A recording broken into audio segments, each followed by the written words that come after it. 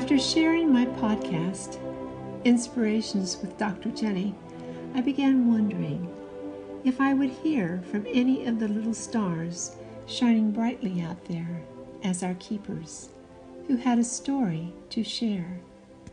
And so I replayed a few lines of my own. But when I was 5, Mom and I would cut and paste, capturing moments of riding in trucks, driving for Daddy in the fields.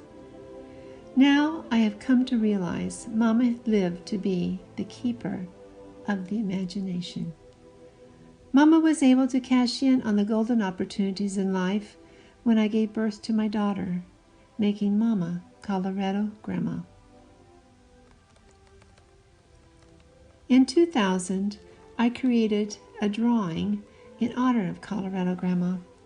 2 full moon-faced figures smiling with eyes narrowed gleefully pay tribute to the wonderment shared between grandparent and grandchild. The image captures an eternal moment of Colorado Grandma's last time holding her 5-year-old granddaughter on her lap, laughing just to be laughing. Joy spread everywhere when they were together. After drawing them from a Polaroid print, I had taken my oil pastels and scribbled all around, melding the 2 figures together. In my fervor, I colored over their hands. Upon reflection, I realized their relationship was not about doing. It was about being. And so a story unfolds to ignite more stories of being keepers.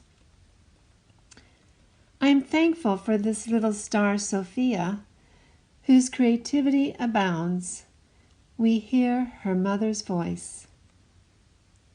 I can count on her to tell me something exciting that has happened in our house, whether it's with our cat or with my new saving grace, the robot vacuum that Sofia has named Peeps.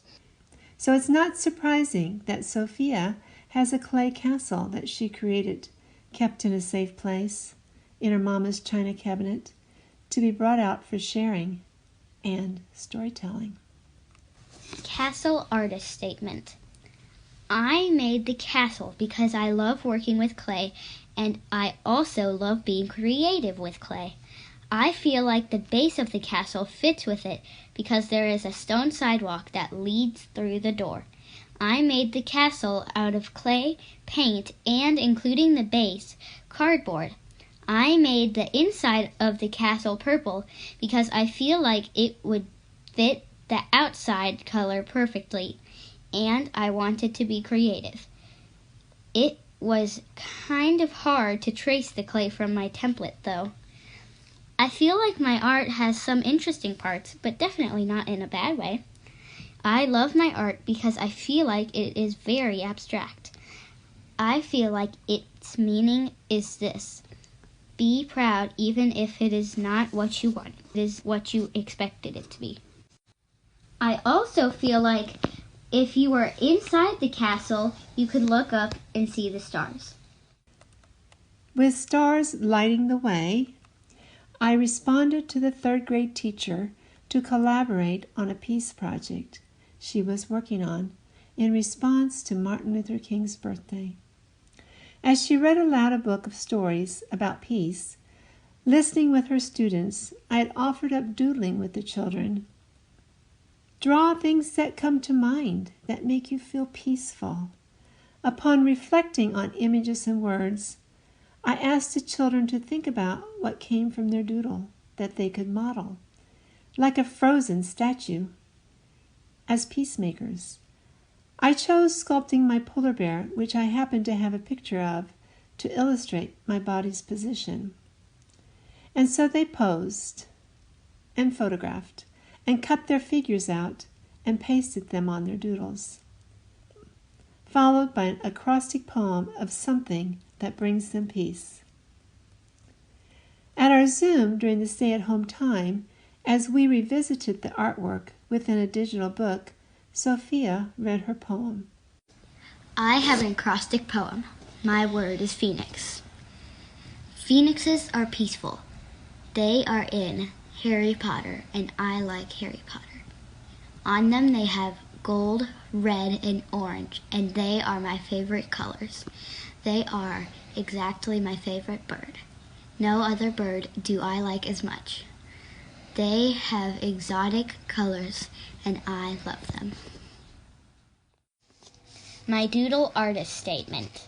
I made this phoenix in my artwork because I love Harry Potter, and I feel like the phoenix represents me. I made the tree with a cat in it because I love my cat and I never want to lose her. I have a bed because I love sleeping, and the thing on the phoenix's back is a book because I love books.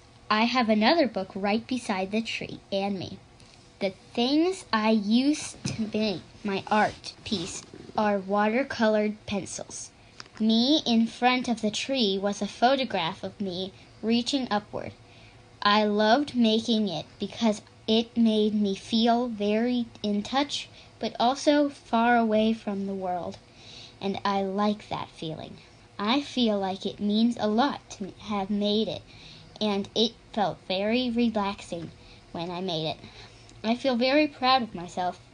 I hope you like it, and also that it makes you feel calmed because it does to me.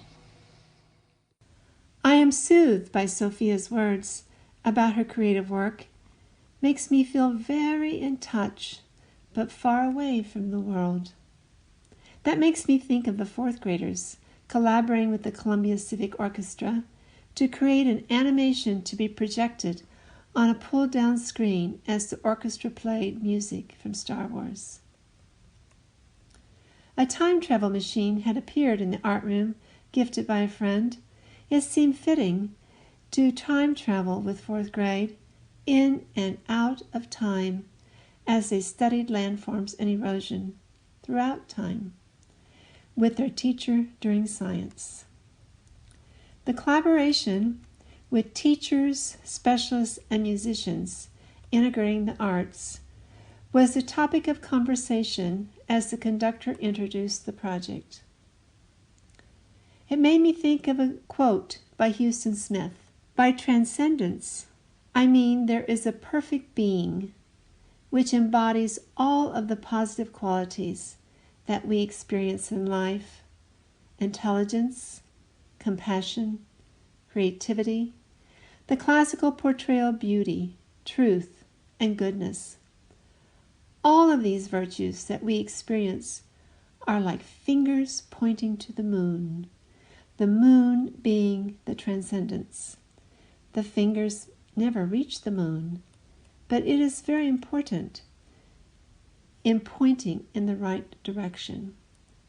The fingers all converge, all present in undivided unity.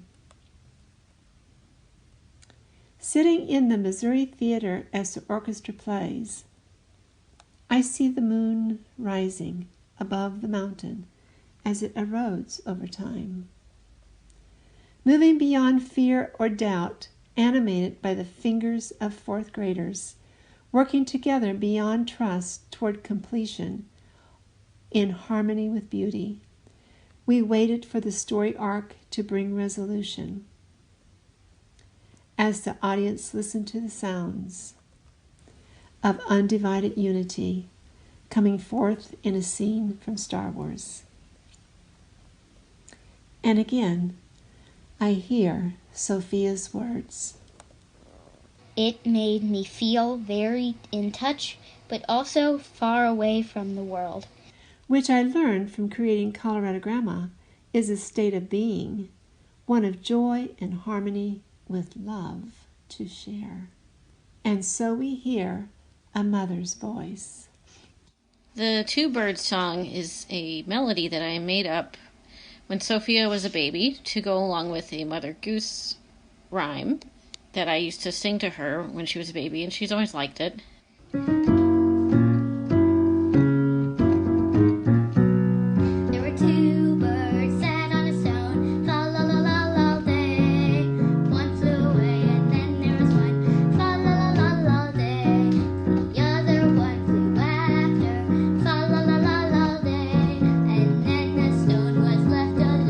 La la la birds singing their songs, we share the magnificence of unified being, even when alone. This is Gennie Fahnenstiel. Thanks for listening to our shared recollections stemming from being united with family, friends, and colleagues. A special thanks to Katie Canepa, Locust Street Expressive Art School, mom, and her 3rd grade daughter, Sofia. Thanks to the Columbia Civic Orchestra, under the direction of Dr. Stefan Freund, for music that inspires. Thanks to this podcast producer, Trevor Harris. Learn more about Trevor's work on his website, recollectionagency.com, and like Recollection Agency on Facebook. And again, thanks to you for listening today.